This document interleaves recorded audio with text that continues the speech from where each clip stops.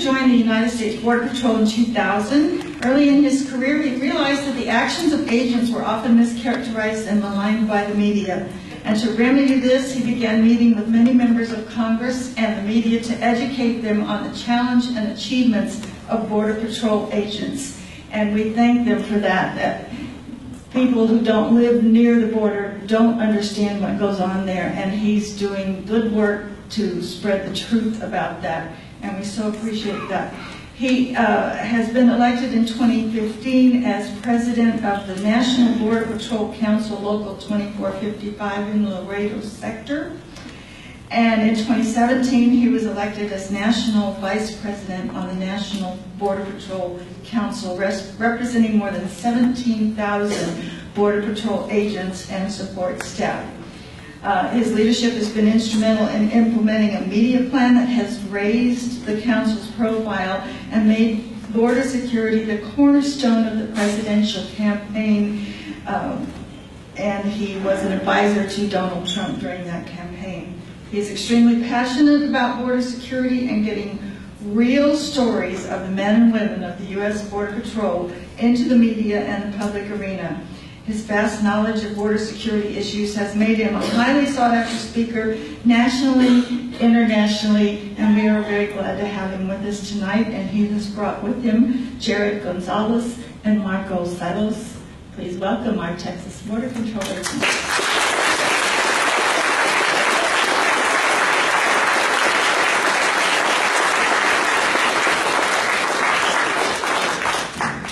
All right, so first of all, I'm not an attorney and I'm not a judge. All right, so I am a Border Patrol agent, and we want to thank Julie and the Tea Party here for this invitation. I think it's very important for us to come out here and kind of take what's going on the border, especially for folks that are not in the border.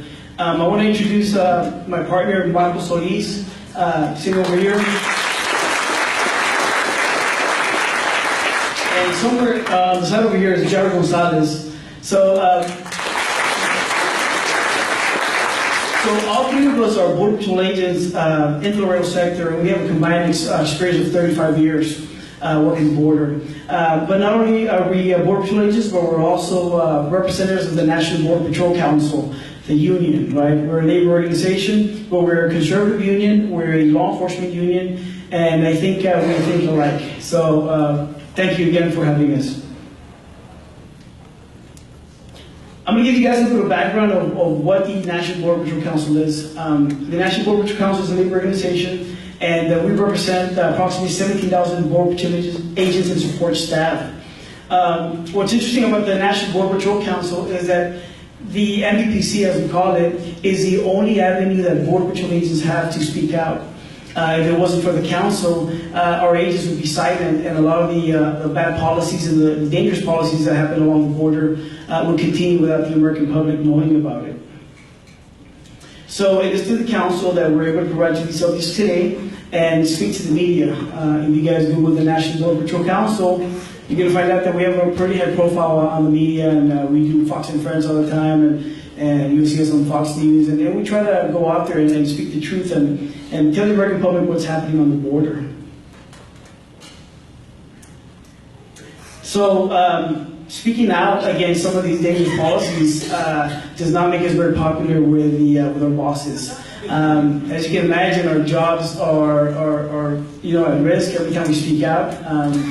We're under investigation all the time for releasing sensitive information, but we're not releasing any sensitive information. And what we do is that we try to inform the American public and try to put pressure on the politicians and our administration to make sure that they do the right thing. In 2014, some of our members within the council became whistleblowers because what we're seeing is that we're seeing an influx of unaccompanied children and those family units. And what we're seeing is that we're seeing a lot of those aliens that were coming across that were just being walked out the front door. Under the Obama administration, they pretty much rolled out the red carpet, and we thought that was wrong. They were putting a lot of our agents from the field and actually putting them into processing, and we were leaving the border wide open. So some of us became whistleblowers. There's a big case that got investigated, and as a matter of fact, it's still pending with the Office of Special Counsel. But because of that, we were able to bring a lot of attention in conjunction with Barbara, Texas, and Brandon and Darby. Now, another important thing about the council is that we endorse President Donald Trump. And of course, we got a lot of heat, from a lot of people, but we thought it was the right thing. We think that President Donald Trump believes in border security and supports Border Patrol agents. Just a little bit of history, our local in Laredo is the one that invited President or then candidate Trump to Laredo. And he ended up going to Laredo, he toured the border. Unfortunately, because of some heat that we got from DC, we were not able to fully participate with President Trump. But we did meet with him privately, and we kind of gave him a good information on the border and some of the things that we need in border security. Now, I know that I mentioned Breitbart Texas and Brandon Darby. I want to encourage everybody here to follow Breitbart Texas and follow the stories from Brandon Darby. If you want to know exactly what's happening on the border on a day-to-day basis, log on to Breitbart Texas. Brandon Darby has a lot of relationships with our Border Patrol agents. He's got a lot of sources, a lot of leakers, and a lot of the information that's on there is truth and it's the most accurate. So I want to encourage everybody to do that. Now, I want to give you guys a little bit of background on the relationship that we have with President Trump and the relationship we have with Trump as a candidate. We endorsed President Trump, and through his campaign, we had numerous meetings with him, private and public meetings, where we discussed a lot of different issues like manpower, technology, the wall, of course, catch and release policy that was implemented by Obama, and some of the false credible fears that the aliens were claiming on the border. So throughout his candidacy, we met with him privately and publicly. Now that he's the president, it's a little bit more difficult to meet with him, but we have met with him and we continue to meet with his staff members. What is nice about that is that now we at least have direct communication to the president. Before, under the Obama administration, the communication was non-existent. Our organization never ever met with the president. And by the way, never met with Hector either, so, which is good. But again, we thought that President Trump supported border security. He was very strong about it, and day one, he came out supporting border security. Again, the policies and the rhetoric under the Obama administration were horrible. The policies and the rhetoric that was being put out encouraged illegal immigration. One politician would talk about amnesty, and then here we were on the field and we started seeing the wave of illegal immigrants coming across. Then they would be talking about how they would not be deporting children, and then here we're getting children. And then they would be talking about how they wouldn't be deporting female pregnant illegal aliens, and here we got a wave of illegal aliens that were pregnant. So it's very important what our politicians talk about publicly and even privately. They need to make sure that they take a hard stance and that they're truthful in what they're saying. Now with the Trump administration, as you all know, we've seen a decline in illegal border crossings, and we've also seen the apprehension rate come down. But all that has to do because President Trump has been taking a hard stance on border security. It's just rhetoric. But in reality, not a lot has happened within the Border Patrol. We still have a lot of the Obama holdovers, and not a lot has changed. The only reason you saw a decline in illegal border crossings was because President Trump was talking hard and he was taking a hard stance on illegal immigration. But for the past 4 months, that number has changed and has been rising. Now we're seeing more unaccompanied children coming across. We've seen those family units coming across. We've seen those female pregnant aliens coming across. And unfortunately, what's happening is that if they're not from Mexico, if they're from other countries than Mexico, those people are still being released to this date. Now, why is that dangerous? It's very dangerous because, first of all, illegal is illegal, right? But we also don't know who we're letting in. A lot of people don't have records. When we conduct our records check in a processing center, if those people have never been caught or arrested in their countries or in our country, they're going to be like good people, right? But in reality, some people do have some very bad criminal backgrounds.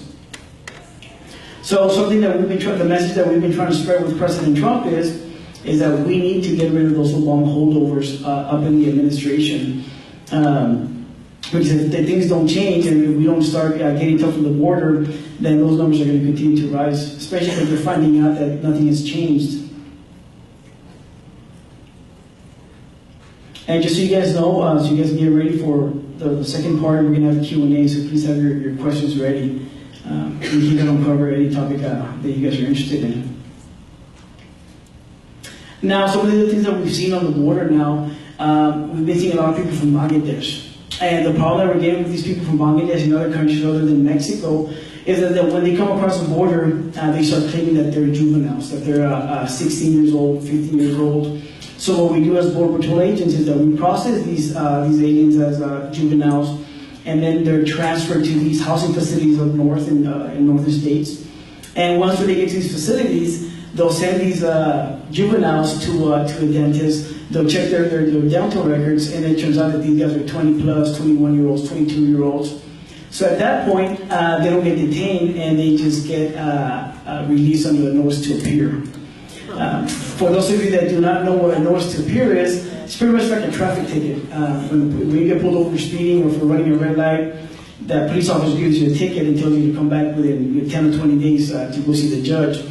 We're pretty much doing the same thing on the border, and these people are given this notice to appear, and unfortunately these people never come back and they disappear into our communities.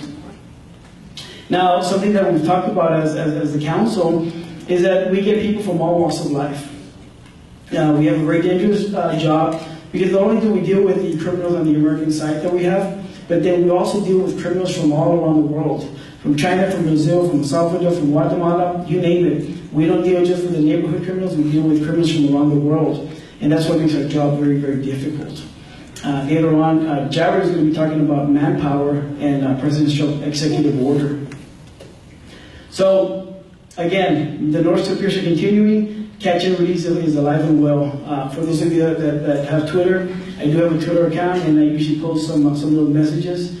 And one of my most recent messages was just that catch and release was alive and well on the border. So, along with false claims to juvenile, we're also getting a lot of females that are a few weeks pregnant, a couple months pregnant, and even if they're not even showing belly, we will send them to the hospital to get checked, and the hospital will confirm that these females are in fact pregnant. So the policy that we have right now is that these pregnant females don't get sent back to their countries. Instead, they get released again into our communities. And that again is very troubling. So a while back, we're getting a lot of people coming across from Guatemala and El Salvador and Honduras. And what those people were doing, they were coming across, they were claiming credible fear. So the first thing they would do when they would encounter our agents, they would claim credible fear. You know, I'm afraid of going back to my country. But everybody had the same line, and it's like they were being coached on what to say. So when people claim credible fear, they don't get deported. Instead, they get processed to the credible fear claims, and they'll be held for a certain amount of time. But once we run out of that space, then people are now again released under either notice to appear or released on their own recognizances, which is like a no money bond. That has actually slowed down, but they've found again other ways to come across and getting released. At the end of the day, everything these organizations are doing is that they're pretty much just abusing our immigration system. So I told you guys that when we speak out, we usually get retaliated against, and we get targeted. It's not nice when we fall under that pressure. It causes a lot of stress for us and for our families. But like you guys were talking about everybody being activists here, you know, in some sort of way we want to see ourselves as activists, and that we speak the truth and we make a difference. And even though our jobs are constantly under attack, we still feel like activists, and we have to do the right thing, and we have to continue to speak out on some of the bad practices that are happening along the border. I know a lot of you guys are going to have a lot of questions about the wall. If we support it or don't support it. As a council, we do support a wall. We do need physical barriers. And something that we'll be talking about the wall is that we need walls in those areas, in strategic locations where there's high smuggling rates. So if we have an organization that is smuggling a lot of illegal aliens from Mexico to the United States, then we want to concentrate on the wall in those areas. For example, in the Laredo area, we have the Zetas cartel, which operates in Nuevo Laredo. The Zetas cartels are very, very dangerous cartels, and they make most of the money from smuggling aliens, smuggling people into the country.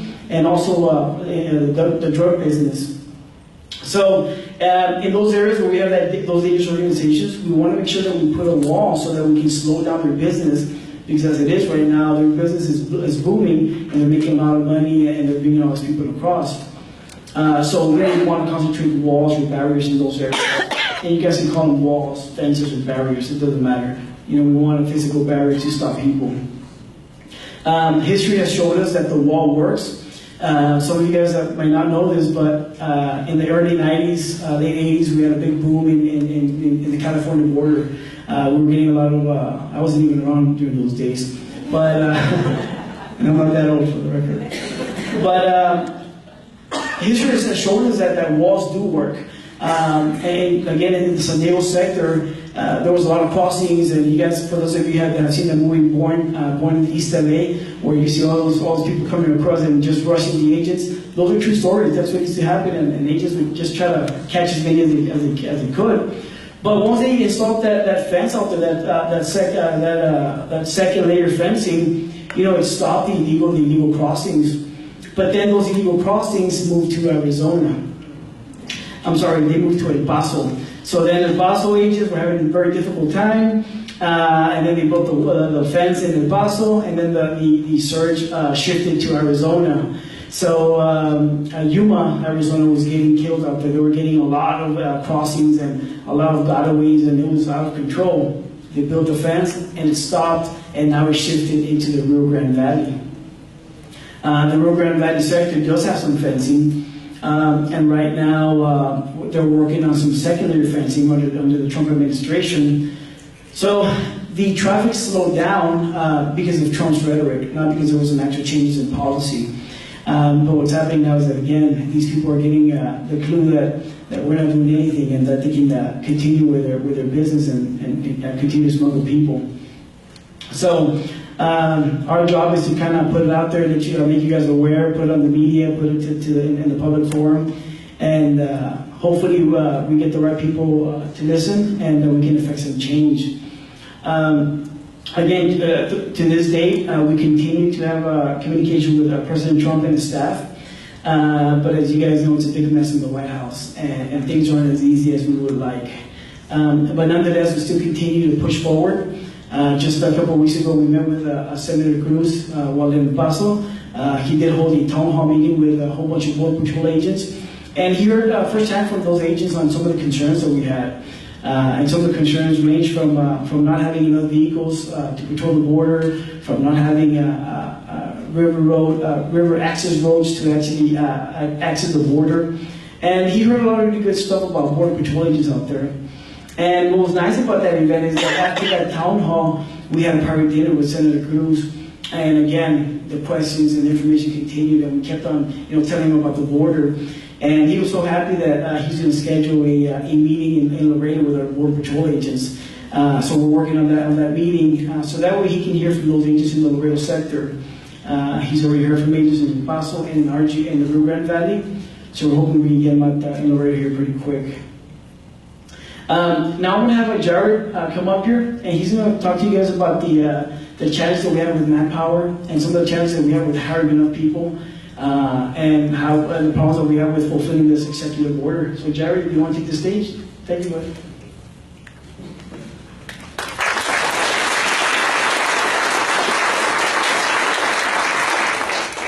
Hello everybody, my name is Jared. I'm an Executive Vice President on the Local 2455. First of all, thank you for allowing us to come and speak. We drove all the way from Laredo, so it's about a 9-hour drive with all the traffic. 9/11, a big day. Where was I? I was in 4th grade, geometry class, so I wrote that down when we're standing there. I'm going to talk to you a little bit about what we do. Hector's a Border Patrol agent, Marco's a Border Patrol agent, and so on. Hector was a K-9 agent. I've been on ATVs, patrol the river. That means walking the banks of the Rio Grande at night, at all hours of the night. I've been on bike patrol downtown. Marco's been on highway units where we've interdicted cars going northbound and they're headed to Houston, San Antonio, Dallas. One thing we can't argue is all law enforcement officers, he can testify to it also. The more police officers we have and the more Border Patrol agents we have, safer America is, correct? When there's a scene and something happens, you know, if there's a shooting in your neighborhood or if there's somebody shoplifting, you want 5, 6, 7 cops there. You don't want to pick up the phone, dial 911, and 20 minutes later, waiting for a cop to show up. Congress has mandated that we have a little over 21,000 agents. Currently in the Border Patrol, we have 19,000 agents. The New York Police Department has 34,000 officers just in New York. So they have more officers than we have Border Patrol agents covering the northern and southern border. Yeah, it's pretty crazy. There's been plenty of times, and I'm going to talk a little bit about what we do there at work. There's been plenty of times where we've been on ATV units, and like Hector said, they'll send a family unit across, and that will be a pregnant mother and a kid. We'll send our assets that way, we'll hit our ATVs that way, then they'll send another group of 5, and we'll go catch those. Well, if we have 2 agents working, you know, 5-mile area, we're tied up there, and they're running, you know, cocaine or marijuana, terrorist cartel, who knows what's getting through. They're coming through these other areas, and we don't even have enough manpower to respond. So we are catching maybe 30–40% of what's actually getting through the border. They're crossing the border. They're not staying in Laredo. They're not staying in Del Rio. They're not staying in Zapata. They're not staying. I mean, if any of you guys have been there, they're not staying there. They want to go to the Cowboys game. They're going to Houston. They're going to San Antonio. They're headed northbound. President Trump signed an executive order to hire 5,000 more agents. The more manpower, the better. The more illegals we can catch at the border, not catch and release them, deport them back, the safer America will be. Some of the problems we've had is the polygraph system. Like Hector said, we met with Senator Ted Cruz in El Paso. I was able to discuss some of the issues we've seen with the polygraph. Believe it or not, we've had high military officers, Secret Service, and former Border Patrol agents apply for the Border Patrol. These top high clearance military background checks, they apply for the Border Patrol and they can't pass the polygraph. They'll fail the polygraph for some reason. So our reasoning would be like, he's in the military, he has all these great sniper skills, hardcore Marine, and he can't be a Border Patrol agent? Or somebody that was a Border Patrol agent and they left to another agency and they didn't like it, they want to come back and be agents, and, oh, I'm sorry, you can't be Border Patrol agents. So we're able to expose the wrongdoing, I guess, of the polygraph, and we're able to revamp it a little bit. So hopefully we can hire more agents and get the border staff to ultimately keep the border safe, Dallas, Houston, all the United States safe.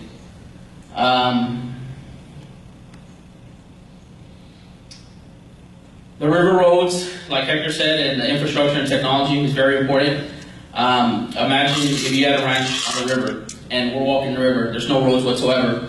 A group of 20 crosses.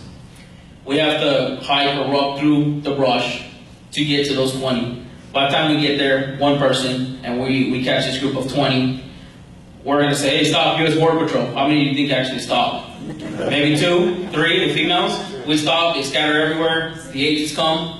We're there with 3 bodies, knowing that there's 17 bodies everywhere. And we've had groups of 30, 40, 50 by ourselves. Without river roads and technology, it's impossible. We're on foot. Even an ATV can go so far, then you have to, abandon it and get on foot. Without any of that technology, it's impossible to properly secure the border. No matter what you guys have heard on TV or what Obama has said or what the Department of Homeland Security said, I challenge you guys, if y'all ever want to come down to the border, hang out with us. We've done several walks with congressmen and tours of the border. You can see, I think it's harder to cross the Trinity River in Dallas than it is to actually cross the Rio Grande. That's the truth. We'll talk about infrastructure. We'll talk about infrastructure and technology, and I guess the things we need on the border, and some more cool things we do. And also, I'm a recruiter, so if anybody is interested in applying for the Border Patrol or has kids, daughters, grandsons, anything, just get with me after, and I'll give you my phone number, and I'll show you a quick process on how to try to get them through, and you can come eat tacos with us on the border. I live in Marco.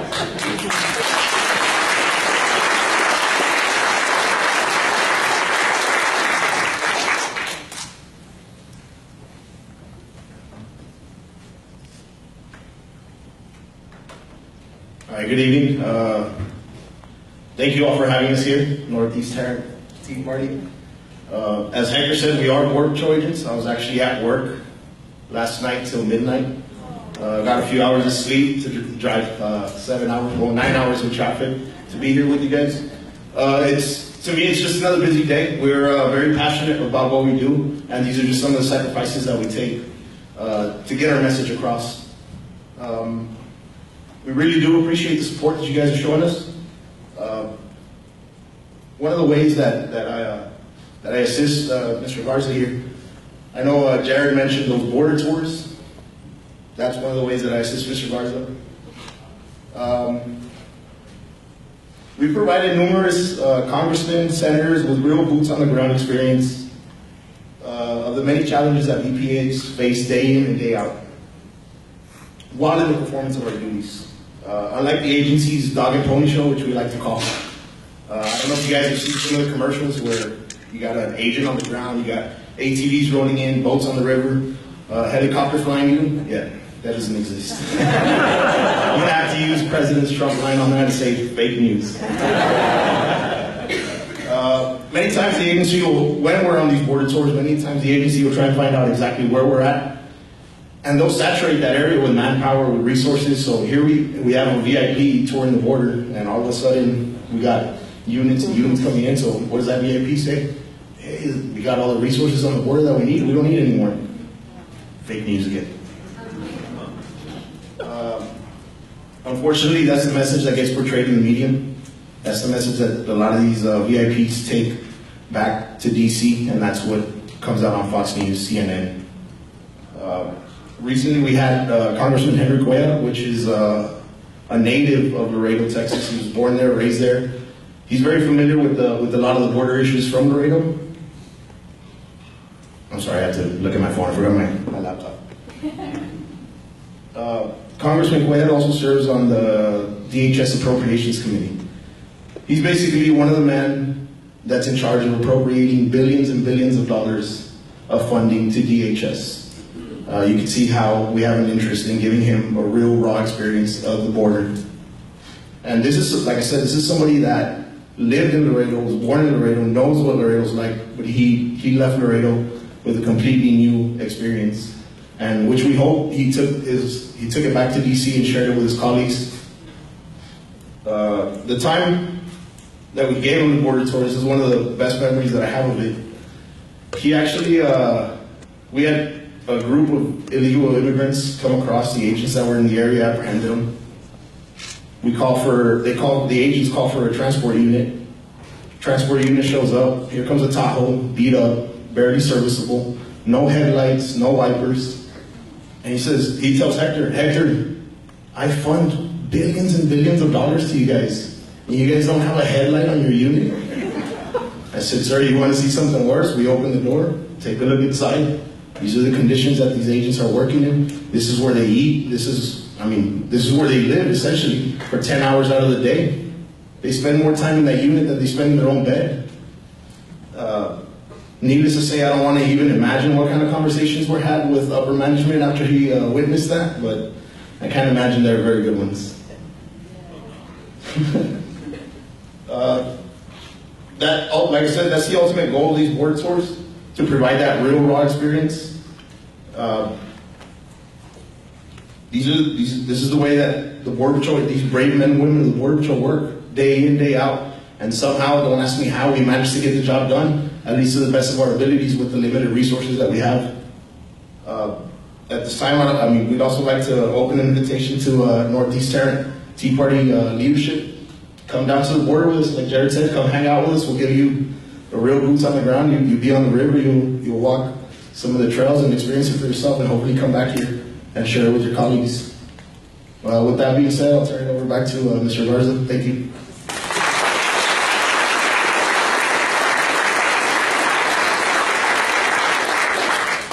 So I really want to thank Marco and Jared. They're the brave souls that wanted to join me in this thing, in this event. So thank you both of you guys. Like Marco said, we do invite the leadership in Northeast Tarrant Tea Party to go down to Laredo again. They were out there a couple of years back, and we walked the border, and we had some really good conversations. So if you guys are up to it, we're open to host you guys down there again. At this time, if you guys want to open up for Q&As, I'll ask Marco and Jared to come up here so they can help us answer questions. But anything you guys want to talk about, if we can cover it, go for it. Yes, sir. Did I hear you right? You said that the OTMs, other than Mexicans, are still being catch and release? Yeah, that is correct. When we catch illegal aliens from Mexico, those are very easy to deport because you just pretty much drive them to the river, to the bridge, and then walk across to Mexico, and those are pretty easy to deport. But the OTMs, it's a little more difficult because you have to have enough detention space. And as of right now, we are releasing those OTMs. What I've been telling people, we're big-time Trump supporters. We have to remember that for 8 years, the Border Patrol was neglected by the Obama administration. And the changes that President Trump is trying to effect are not going to happen in a matter of months. It took 8 years to neglect the Border Patrol, and it's going to take a couple more years to get back to where we need to be. The positive news about it that we talked about is that we do have a relationship with President Trump, and that he has a big heart for Border Patrol agents, and he cares about border security. Johnny. Yes, sir. My question is, what has John Cornyn done to help you guys? So John Cornyn and Judge Carson were down in the Rio Grande Valley a couple months back, and I'm gonna give him some credit because they got the ATVs at his age. I think he's an older gentleman, Senator Cornyn, and they got on ATVs, they got on the horses, and they went. I think it was like past midnight when we finished our private meeting with them. So they did take the time to hear our concerns. We do reach out to him as much as we can, but we just need to keep up the pressure. We need to keep up the pressure to make sure that they fund our agencies and they support us. Question number 2. Yes, sir. Why do we have Obama holdovers still in this White House? As you can imagine, sir, the holdovers are in the White House still. The same holdovers are still also within Border Patrol and CBP.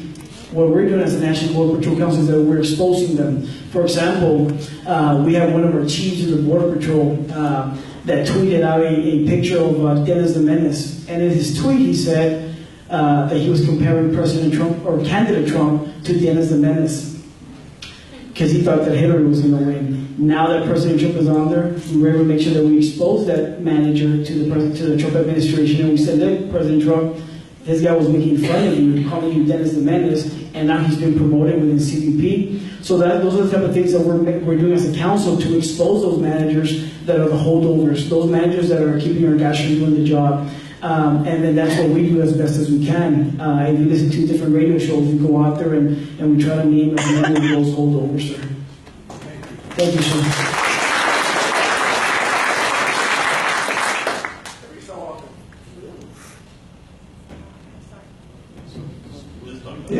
Every so often, we see semis come across and tragically, full of people and then they eat. Can you give a feel for, what portion of percentage of trucks and semis are actually inspected? So the border areas are known for their import-export businesses, right? So we get crazy traffic at the checkpoints. And it gets pretty hot on the radio and Rio Grande, right? So our agents are out there every day trying to do their best. When they're out there conducting their trucking inspections, they have their canines, right? But sometimes their canine can't even stand on the pavement because it's so hot. So we try to use some of those tools, right, to catch those trucks that are coming across. But you're talking in the thousands of those trucks coming across, and the odds are against us. There's no way that we can inspect those trucks 100%. But some of the things that we do, and for something in the Laredo sector, is that we try to have as many inspections of those trucks as possible. We have different X-ray scanners, and it's pretty much like a school bus that is like that holds X-ray equipment and radiation equipment, and we'll try to pass those semi-trucks through those inspection portals to even inspect them and check their cargo. So those have helped a lot. Unfortunately, there are some risks associated with those X-ray scanners on our agents and the public, but we do try to check as much as we can. As far as those traders that we hear in the news of them being caught north of the checkpoints with all these illegal aliens in there, that probably happens more times than I would like to admit to. But again, if we don't have the manpower, if we don't have the technology that we need, those things are going to continue to happen. Now, something that we push for as a council is we want to make sure that our agents are on the front lines so that we can stop those people from coming across. But I think those lumpy loads of tractor trailers with people inside, I think that just goes to show how unsecure the border is and how much more work we need to do. Yes, sir. We want to really appreciate what you guys do down there. I know you get frustrated sometimes, and it's very frustrating to just beat your head against the wall, and we do appreciate that. And what can we do 200 miles, 300 miles away from the border? What can we do to help you do your job a little bit better? So thank you for that, Chair. It's a great question, and I really, really appreciate the support. So just like this gentleman said about Senator Cornyn, we need to hold our representatives accountable. We know that we have a whole bunch of local politicians come out here and ask for your support. When we give them our votes, that comes with a return, and we need to ask our representatives to do the job that we ask them to do. And we just need to continue getting involved. This is a prime example of something that we can do. And we need to contact those representatives that are in charge. And by the same token, support those candidates. So, for example, Senator Cruz has an opponent, which is Beto O'Rourke out of El Paso. He's a Democrat. He hates the Border Patrol. He hates the National Border Patrol Council. So we have to make sure that we go out there and we support Senator Cruz, because Senator Cruz has given us his word that he supports agents of border security. And I think that's the plan of action, that we need to get involved and make sure to reach out to those elected officials. Yes, sir. We salute you all again. It's wonderful work that you're doing. You spoke a lot about what's happened to illegals and the reduction under Trump. What about the smuggling of drugs? Have you seen any improvement in that under the Trump administration? So if we don't get the proper physical barriers and the proper manpower, that's going to continue. To this day, it continues. When candidate Trump visited Laredo, we had media from all over the world, from everywhere. And while they waited for the president to arrive in Laredo, or candidate Trump to arrive in Laredo, since there was a lot of media on the border, they caught a whole bunch of smuggling events. People coming across with dope and loading into vehicles and successfully getting away. So if we don't have the manpower and the boots on the ground, we're not going to be able to get a hold of all these drugs that are coming across.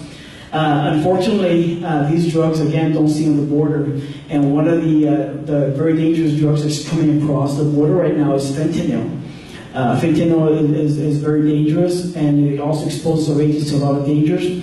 It used to be that in the past, our agents would be at the checkpoint checking vehicles for drugs and for illegal aliens, and you would catch like a load of cocaine or a load of marijuana, and we would take trophy shots, kind of saying like, look, I caught this big load, and you would pose and everything. Well, the message that we've given our agents and law enforcement officers is, take your time whenever you're going to check these compartments for drugs, because now you don't know what it is.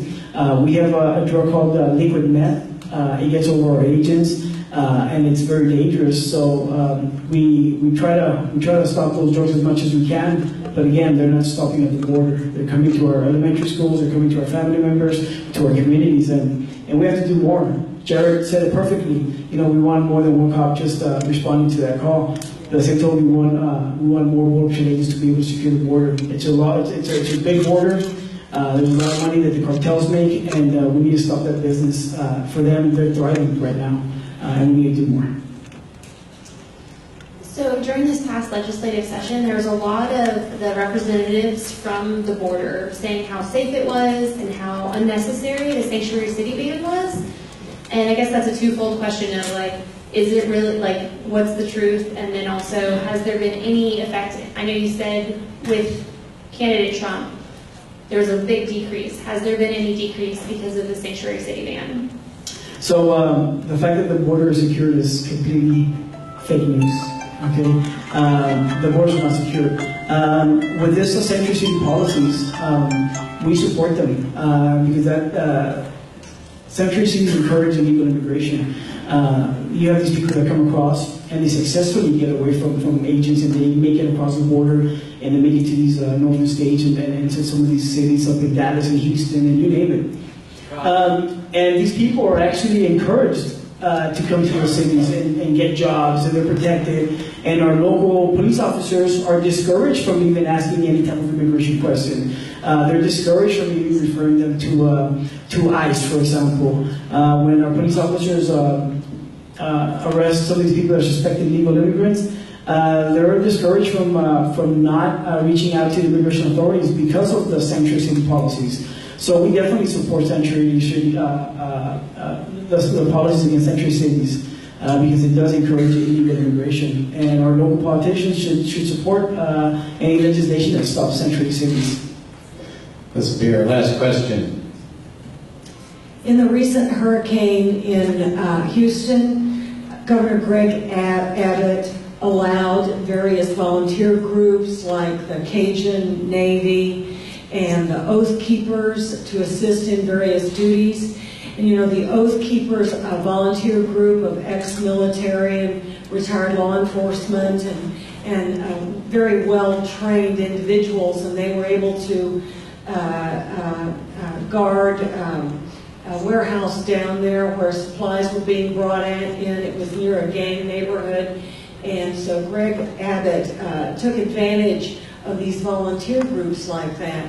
Is it possible that until you get the staffing that you need, that the Border Control could work with some of these volunteer groups that are trained military and police veterans to help and assist on the border? So that's always a great idea.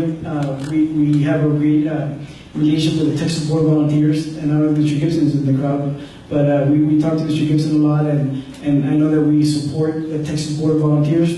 But we've had some very horrible stories with volunteers showing up at the border. A lot of people show up with great intentions to be able to, volunteer their time and kind of keep an eye on the border.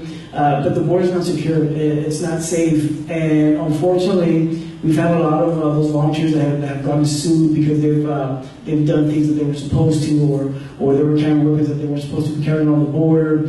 And a lot of these border towns, like the local police and the mayors and stuff like that, they are very anti-border patrol and anti-border security. So sometimes they kind of pick on those volunteers, and unfortunately, they get harassed by local law enforcement or whatever. But you have to leave border security to the border security experts. I know that Governor Greg Abbott sent DPS out to the valley. They were a great help. However, those DPS troopers are not the border security experts. As agents, we go down there and we recognize certain landings on the river, we recognize trails, we recognize where the smuggling activities occur. So, if anything, support Border Patrol agents, support legislation that supports Border Patrol agents, support funding for walls, support funding for additional manpower, and that's where we would ask that support. Of course, if we get volunteers that go down to the border, God bless them, and we'll welcome them with open arms, but it's not something that I would recommend at this time. All right, that's all we have time for. Hector had asked me earlier today, he said, what is it that you want me to cover with y'all? And I said, just tell it like it is. Do you think he did that?